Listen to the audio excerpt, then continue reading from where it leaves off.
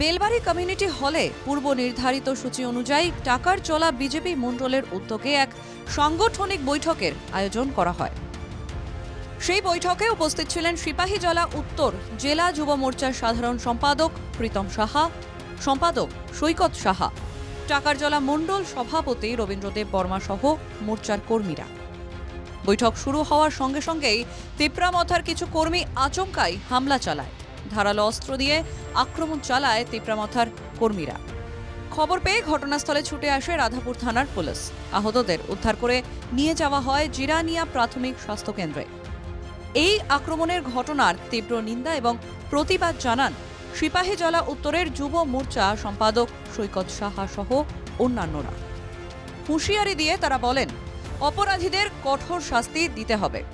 আগামীতে এ ধরনের ঘটনা ঘটলে যুব মোর্চা এবং বিজেপি তিপ্রামথাকে কঠোরভাবে দমন করবে বলেই হুঁশিয়ারি দেওয়া হয়েছে।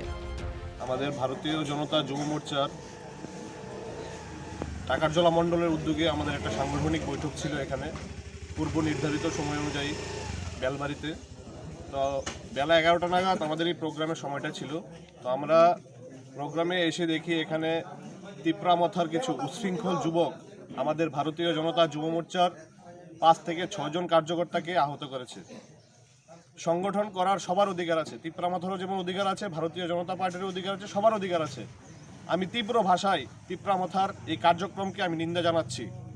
আগামী দিনে যদি টাকারজলাতে এইসব কোনো ঘটনা ঘটে, আমরা যুব মোর্চা এবং ভারতীয় জনতা পার্টির কার্যকর্তারা আমরা তীব্রভাবে এদেরকে দমন করব। যুব মোর্চার সাংগঠনিক বৈঠকে রক্ত ঝরলেও শেষ অবধি বৈঠক সম্পন্ন হয়েছে। বৈঠককে সফল বলেই বর্ণনা করেন যুব মোর্চার সিপাহীজলা উত্তরের সম্পাদক সৈকত সাহা।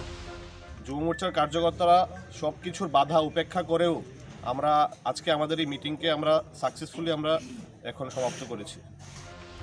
আগরতলা থেকে সুদীপ নাথের রিপোর্ট, NK টিভি বাংলা।